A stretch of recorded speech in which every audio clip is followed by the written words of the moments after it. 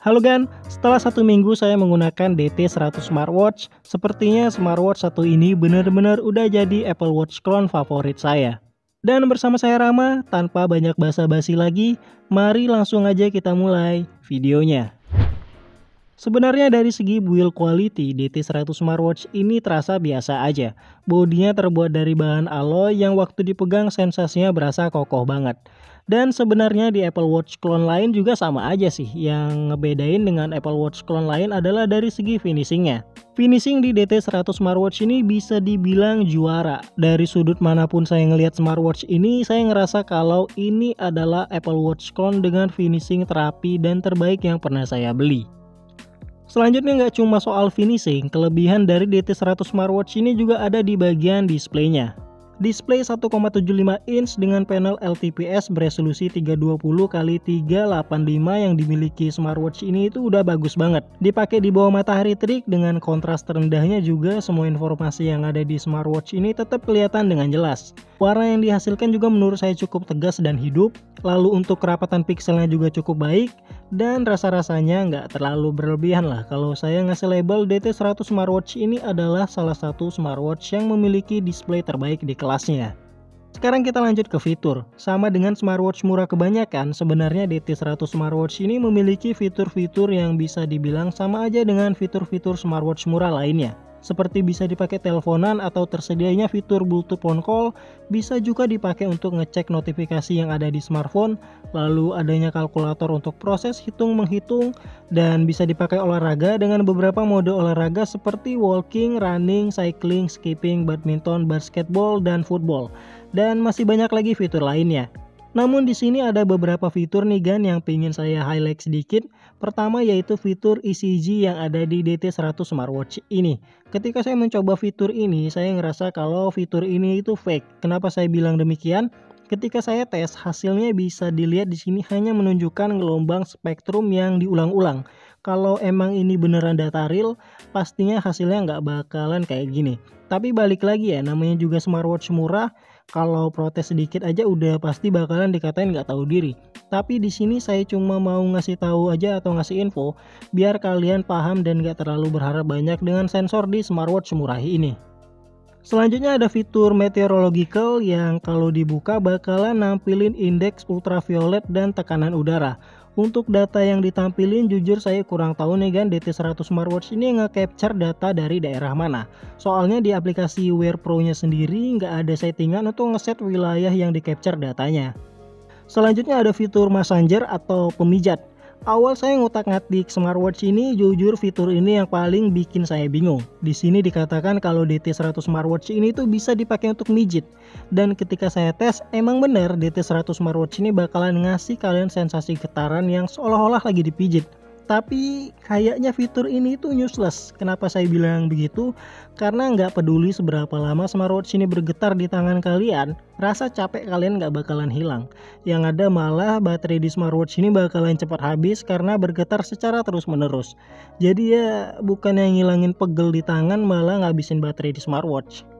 Oke, sekarang kita lanjut ke fitur female assistant. Tadinya saya pikir kalau fitur ini tuh ngebug. Tapi ternyata enggak nih kan.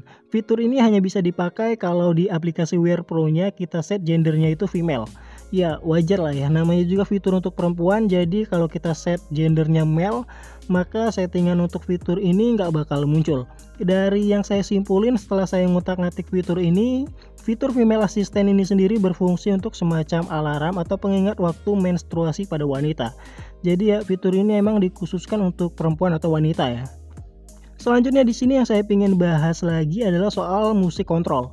Pada dasarnya ketika kalian menyambungkan DT100 Smartwatch ini ke aplikasi Wear Pro yang ada di smartphone, maka kalian bakalan bisa langsung menggunakan smartwatch ini sebagai pengontrol musik player yang ada di smartphone kalian masing-masing. Yang jadi masalah adalah ketika smartwatch ini untuk fitur Bluetooth phone call-nya aktif, maka di sini kalian wajib untuk mematikan atau mendisable settingan media audio yang ada di Bluetooth.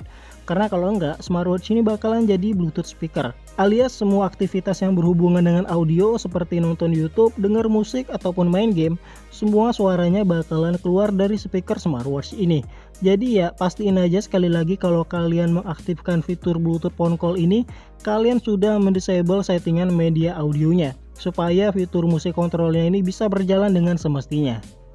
Selanjutnya untuk fitur-fitur lainnya semuanya lancar-lancar aja nih kan, seperti fitur Bluetooth phone call-nya juga lancar, fitur push notifikasinya juga lancar, dan fitur-fitur lainnya juga bisa dibilang lancar, nggak ada masalah dan bisa berjalan dengan semestinya aja.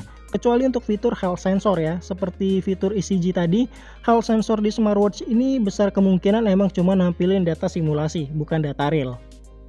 Selanjutnya kalau untuk watch face, saya jamin kalian gak bakal pernah bosan kalau masalah watch face di DT100 smartwatch ini.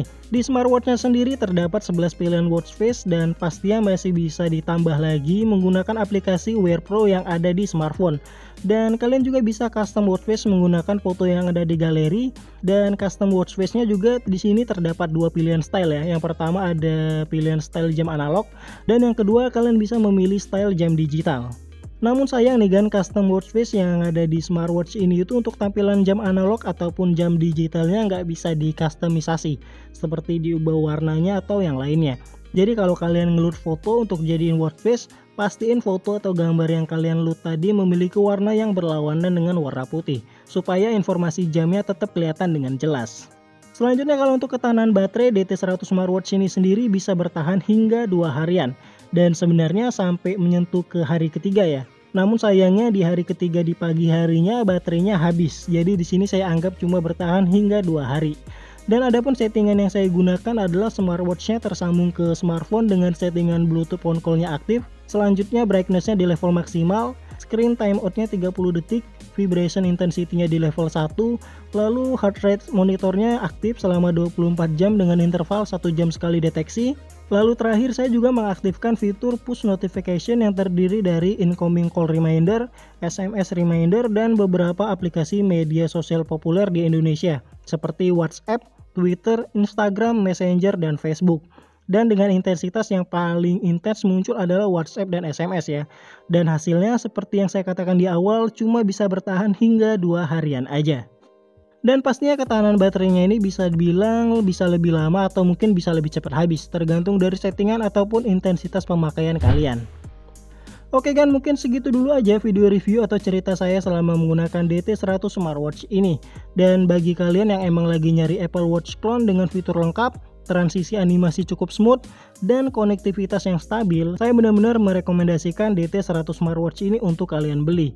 Karena ya, menurut saya untuk sejauh ini DT100 smartwatch inilah yang bisa dibilang paling worth it atau paling stabil untuk di harga 300 ribuan. Dan seperti biasa, link pembelian sudah saya sematkan di deskripsi, silahkan dicek aja. Silahkan like video ini jika kalian suka dan silahkan share ke semua akun sosial media kalian jika kalian berkenan. Dan seperti biasa, akhir kata saya Ramadan Febriansyah pamit. Sampai bertemu di video selanjutnya.